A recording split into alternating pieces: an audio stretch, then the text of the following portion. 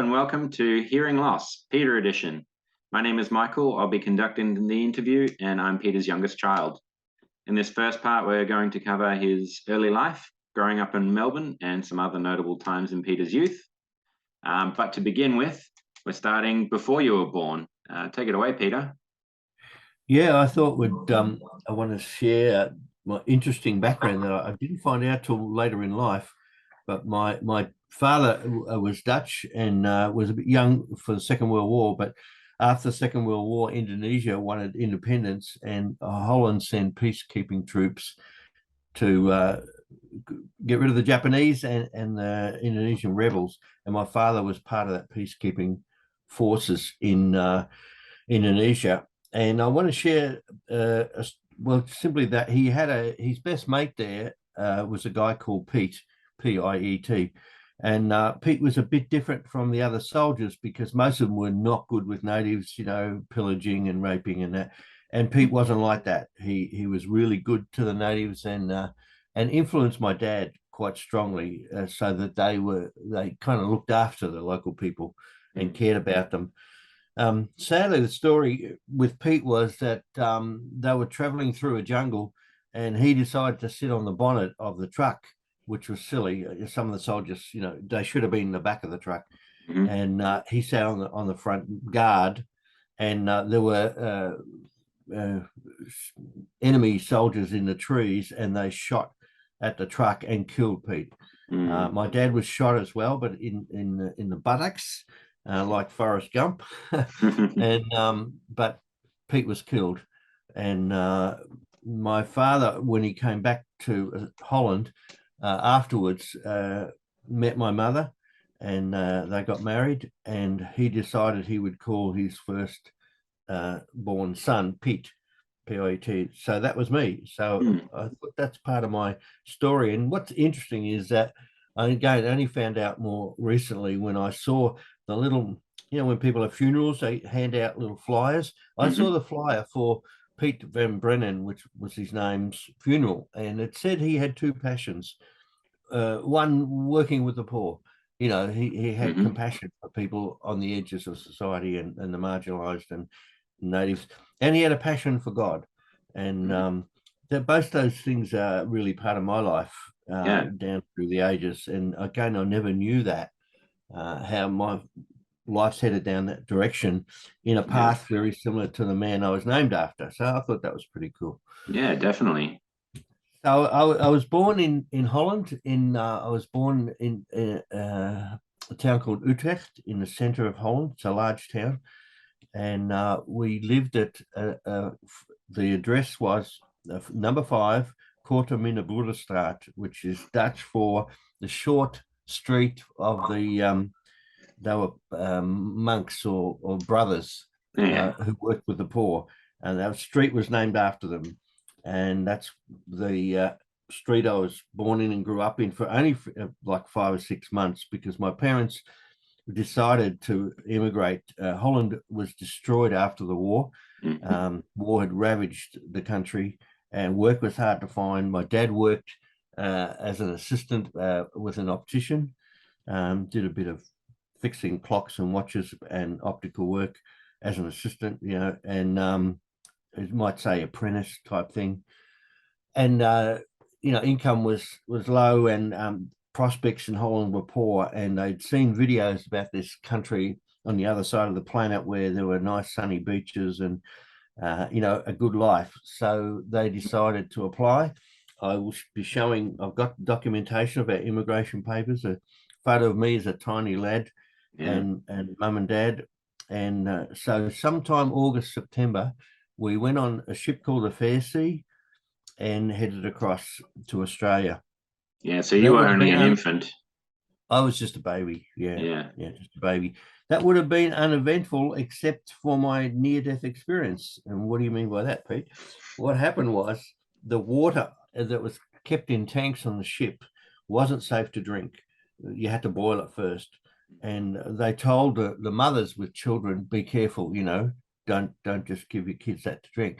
Unfortunately, my mother couldn't give me the milk I needed, and I was screaming like crazy. So she gave me some of that water. and another child the same, and both of us got extremely sick.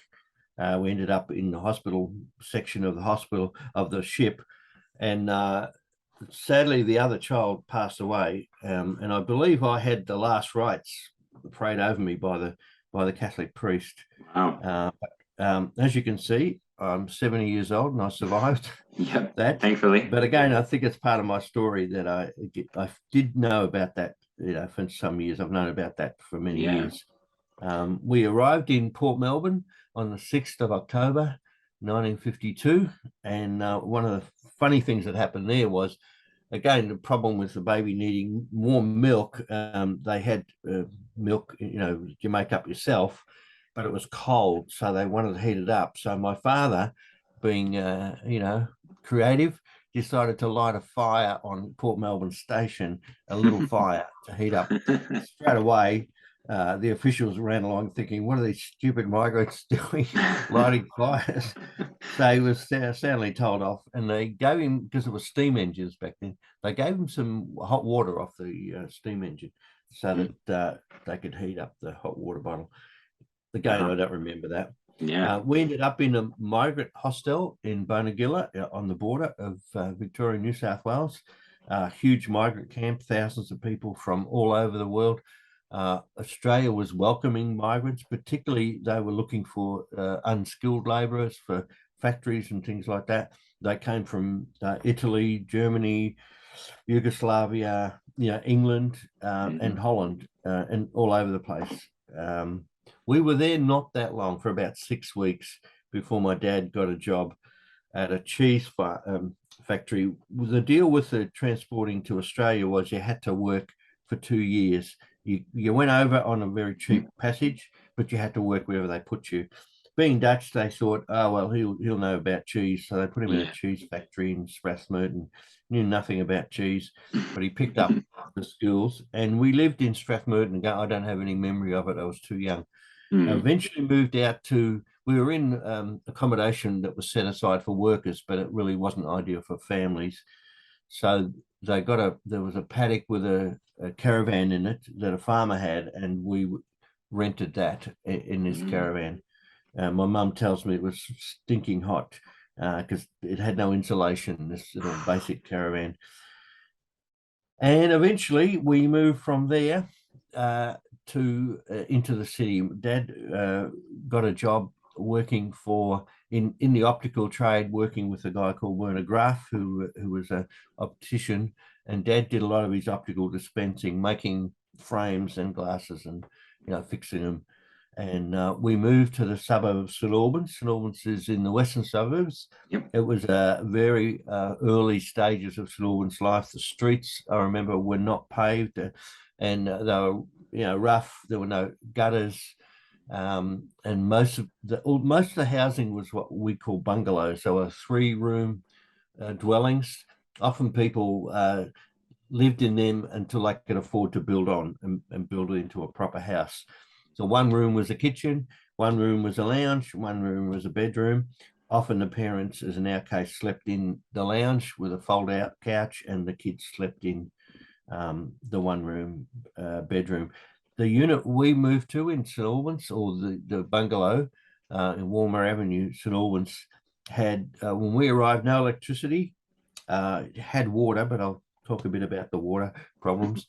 No inside lining, so you could see through the boards to the outside. Yeah, wow. Very basic, not really completed. I don't think you had to get an occupation certificate back in those days. Yeah, different standards. Sorry? Different standards back then. Yeah, sometimes what people did, they built a brick garage, lived in the garage, and then when they could afford it, built the rest of the house. And St Albans really was built on, it was very much a migrant population, very few Aussies there.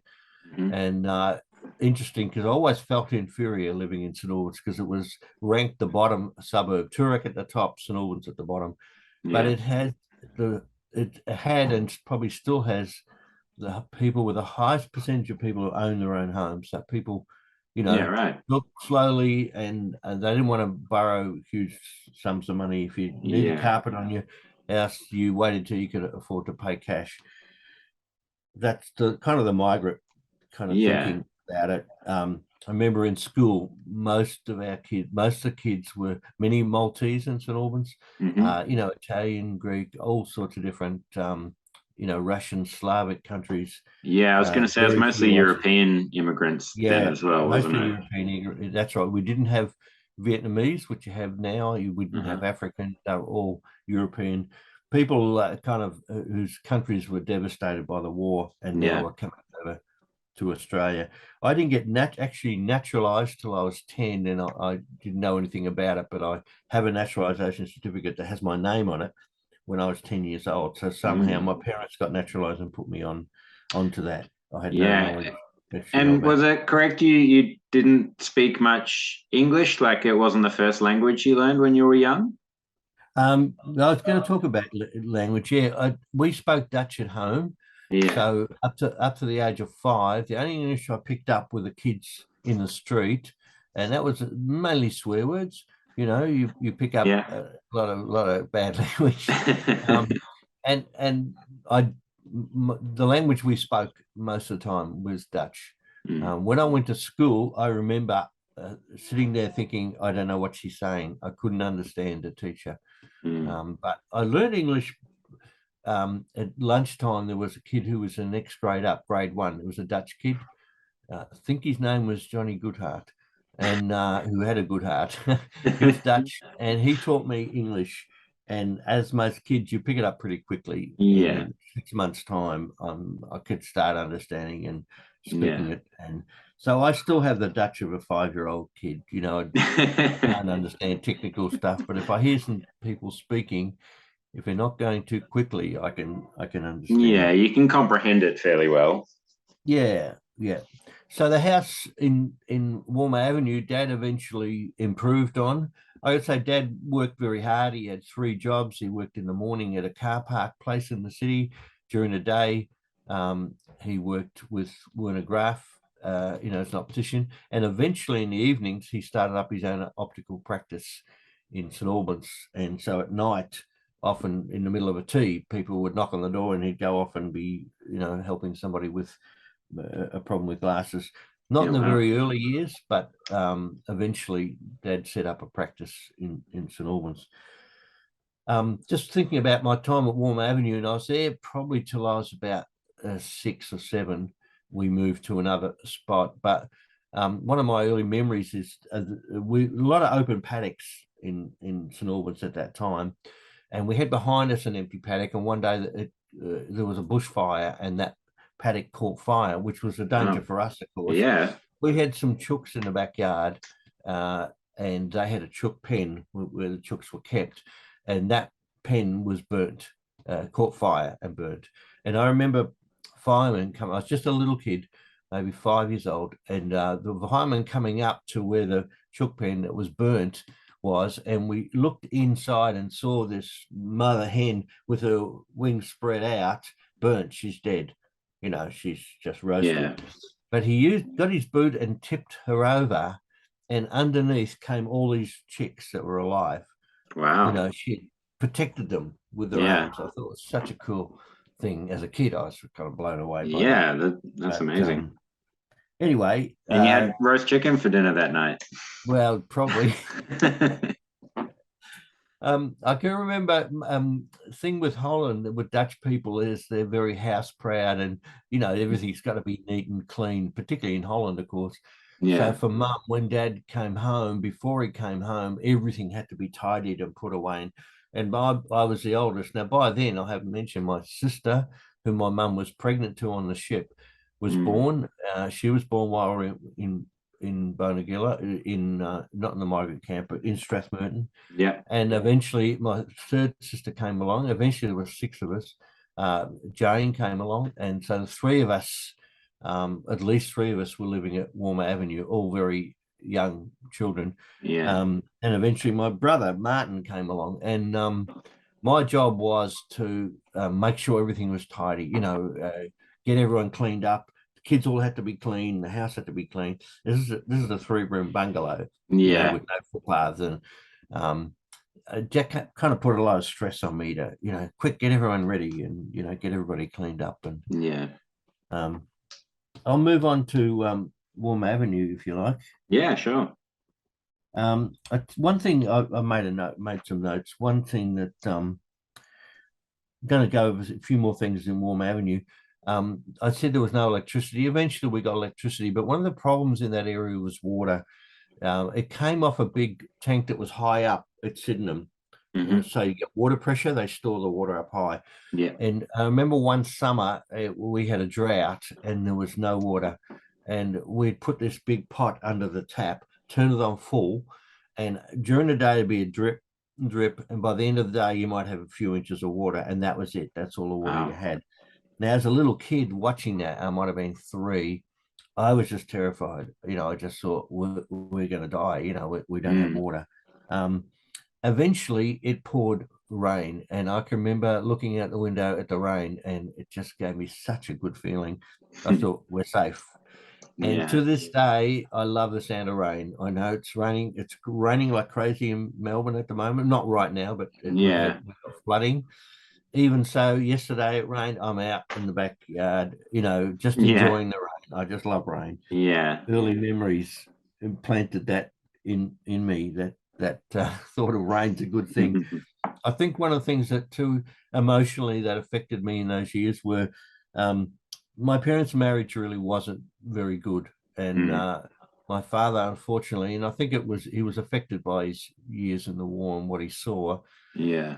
Could become quite violent, and he became violent towards my mother, and beating her up, and I saw that as a child, and I remember being in the bedroom listening to them fighting, and her being thrown around, and it was very it made you feel very insecure, like life wasn't safe, and my parents weren't well off, and they used to argue about money. And I can remember one of them saying, "Well, we'll end up in a poorhouse," and that frightened me. I thought, the poorhouse. I don't know what the poorhouse is, but I don't want to be there.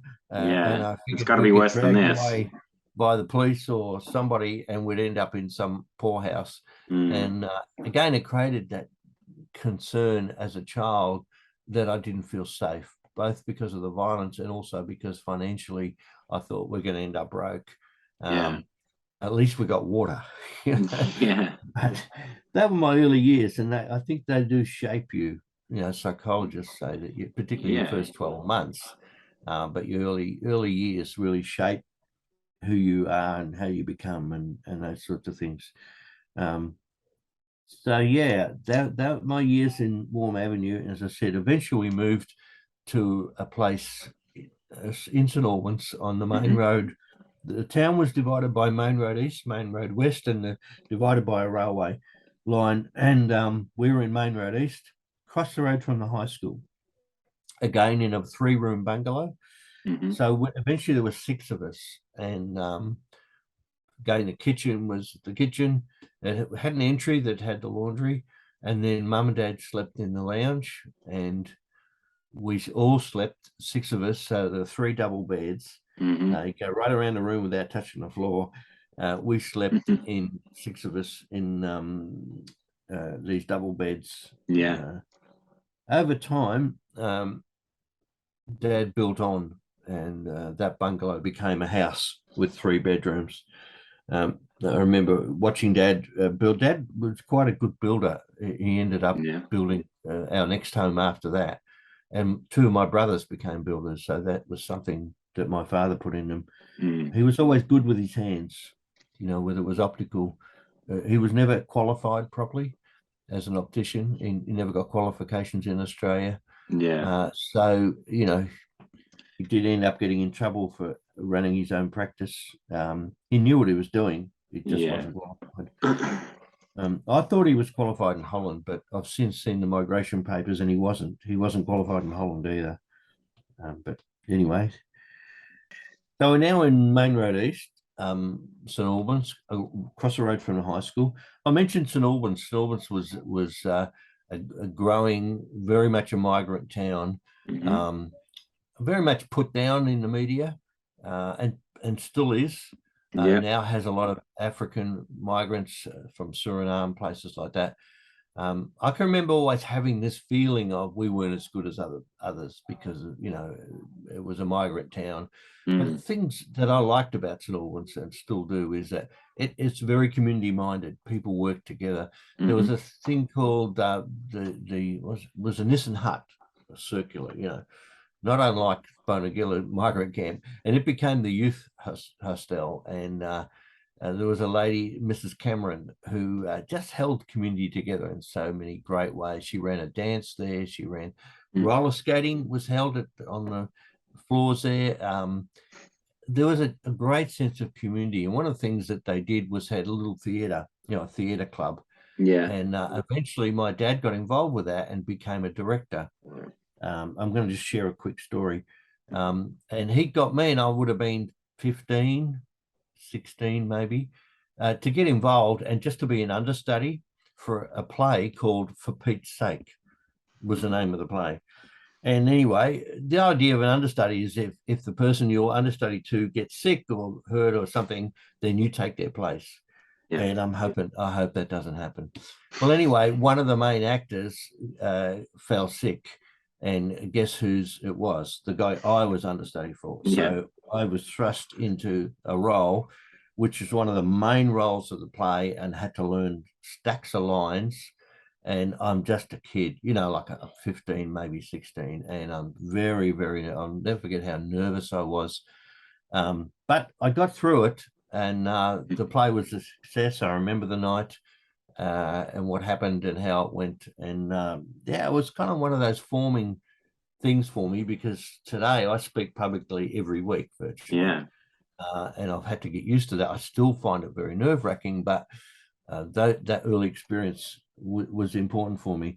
The other thing I got into was St John's Ambulance. That would have been late primary, early high school. High school, I went across the road. The nuns wanted me to go off to a Catholic college in Sunshine. There's no way I'm traveling all the way to Sunshine when the school's across the road, for goodness sake.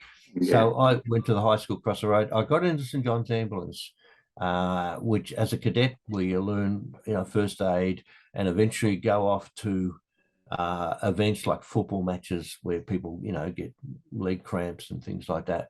I competed in the western suburbs, like they had a competition once a year, and our team won that, and eventually went to the state titles, which we didn't win, but it was an interesting experience. And one of the things that they started up at St Albans first aid, St John's Ambulance, was a band, like a marching band. With drums, and I got involved with that, and went off for drum lessons.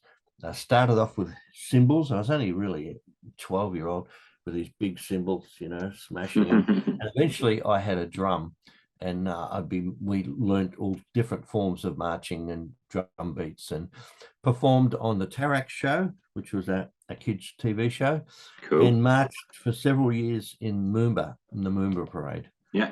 Marching along.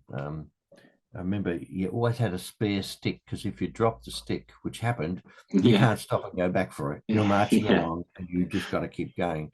Drum with one stick. So you have a spare stick, or someone else sees that you've dropped it and they've got a spare stick. I can remember that happening to me. They were good. They were. You'd learnt the discipline of, you know, marching and drumming and all that kind of stuff. Eventually, good at that age to learn too. Yeah, it's a good age to get into it. I appreciate the fact that my father paid, because we weren't well off, for me to go to Lutapano's, well-known drum place in the city. And I remember going, and I had just enough money to buy a Coke. So I'd go to the city and drum lessons and buy myself a bottle of Coke. I remember hearing on the station, I know how old I was, about the president being in America, JFK's being killed. So you work out what year that was, because I was getting drum lessons. I think it was 62, so I might have been 10 or 11, something. So yeah, that was part of my growing up. Eventually I got into music. I started learning to play guitar. Now I'm kind of 14. And eventually started, I was never really terrific at it, but I had a good teacher, Adam, and we started playing in a band. And in St Albans in those days, in fact, all over Melbourne, bands were everywhere. They were just, you Yeah. walk down the street, you'd hear one band in a garage here, and then walk another block, you'd hear another band there. Yeah. And we played in the band. I remember our first gig, we had a drummer who just had a snare drum and a cymbal. We had made our own amplifiers from old radio valve radios and speaker box. You know, it was basic equipment. Yeah. And our first gig was somebody's party. We only knew 4 songs. I can remember one of them was Peter Gunn. Yeah. And we just played the 4 songs and then had a break and then played them again and then had a break and then played them again. And I thought it was wonderful how many people get a band at their party, you know. Yeah. That was cool. Eventually, we got a bit better and learnt new songs, and the band changed, and we got a proper drum kit, a drummer who had a proper kit, and we played in like high school dances and things like that. I think Did you have a favorite band growing up that you listened to? Yeah, look, I liked the Rolling Stones. We did a number of Stones numbers. I like Creedence. So this is around the time of Creedence. Yeah. In the late 60s, and we played some of their numbers, particularly the Stones we liked, you know. Yeah. The Animals, House of Rising Sun, songs like that, Jumping Jack Flash. I could still play those songs. The funniest place we played at, this is not in my, just came to me, was we were asked to play for the Sunshine Lifesaving Club. And of course, there's no beach in Sunshine, so it's kind of cool. And one of the girls at school was president or something, I don't know, at the high school. And our venue where we played was, you ready for this? It was the girls' toilet. They took the benches out, and because we had to sit somewhere, and so it was a dance, and we were playing in the toilet. The real difficult thing was they were concrete walls, and the sound just bounced all over the place. Yeah. Right here, I didn't know where anyone was at. I had to watch the drummer to see what he was doing. But even back then, I thought it was quite comical. And we didn't have money for proper equipment, so we would hire the equipment. So any money we made just went straight back into the money we paid. But so we played kind of just local stuff and never really took off. Eventually, I learned classical guitar and, you know, played, and I still enjoyed playing. Yeah. So high school, that period of my life was difficult in particular because, well, I was good at school. I forgot to mention in primary school, because quickly I'm going to go back a little bit. I had positives. I was great at school. I was one of the top students all the way through primary school. Negative side was I was terrible at sport and quiet and shy, and got bullied a lot by kids. The name Loss doesn't lend itself to any positive. So I got, you know, I was ridiculed for my surname. And because I was quiet and shy, you know, I copped a lot of bullying and really had very few friends in primary school. And it was hard. In the classroom, I'm the first kid with his hand up. Out in the yard, I don't have any friends, and or I'm being beaten up or picked on or whatever. But high school changed. I was still in the early years of high school, one of the top students, but I started playing guitar, growing my hair long, and I moved from being one of the nerds to being, particularly once I played in a band, to being one of the popular kids. And I started hanging around with kids that were getting in trouble, and by then my grades went down. And one of the reasons that my grades went down is life at home became very rough. My father's perpetuation for violence turned towards me. It didn't when I was a child. He was good to me as a child, but not to my mother. But I was the oldest, and so he was very tough with rules, and he often got very physical with me, you know, beating me up for different things. That was hard, and it affected my schoolwork, you know, affected of course, my confidence and that kind of stuff. And I think the guitar, the music was an outlet for me, a way to because I was now one of the popular kids. You Yeah. know, my high school photos in my later years, I've got longer hair. I'm one of the cool kids. The girls want to carry my guitar home, you know, when we're playing in the school band, Rock and roll when does we're playing for a that. school concert or something, you know. Yeah. And I've got girlfriends, you know, Mm. um, not having in trouble finding girlfriends, but home life was not nice, not good. It Yeah. was ugly, and I dreaded the sound of my voice of my dad coming home, you know, because I Mm. always in trouble. My brother and I would fight a lot. We'd do wrestling, love the wrestling. Used to go Yeah. with my dad to watch World Championship Wrestling at Festival Hall. That's one of the few things we did together. He wasn't into footy, but he was into wrestling. So I'd go with him, and my brother and I would wrestle, just mucking around. But he would Yeah. eventually hurt, of course, because I'm bigger, not deliberately. And of course, as soon as he started crying, my dad would come in, and I'd get no even questions to find out who was wrong. I was wrong all the Yeah. time. So they were tough years from that point of view. Good things happening for me, but also some tough stuff. I culminated one night in, and we're going to finish at this point, Mike. Yeah. Culminated one night, and there'd been a number of incidents where violence was taking place in the home with my dad and I. I never struck back. I was just copying it. A police had been called a number of times in the past, and this particular night, I don't know who rang the police, whether it was my mum or somebody else, but the police were called in, and they basically said to me, "I think you better go." You know, they'd come a number of times. Mm. They could see what it had done to me and what was happening. Back in those days, you didn't have the support for domestic violence. You know, Hmm. basically, men weren't getting in trouble for that kind of stuff. Yeah. And so they just said, "You better leave." So my mum slipped me $20, I remember, which was a lot of money back then. Hmm. And I no chance to pack anything. I was just out on the streets, walking the streets of St Albans late at night, with nowhere to go or knowing what to do. Yeah. So that's not a nice ending to the story. I do have to No. say, I made peace with all that stuff. Made peace many years later with my dad Yeah. over all that. But that was kind of my finishing up at St Albans in a sense, Yeah. you know, which wasn't good. I ended up for a little while in St Albans and eventually moved out to other places, St Kilda and different places where I lived in various stages of homelessness for about 18 months. Yeah. All finished Well, there, Mike. yeah, we'll pick it up next time. But thanks for sharing some memories from your early life, and we'll do part two soon. Yeah.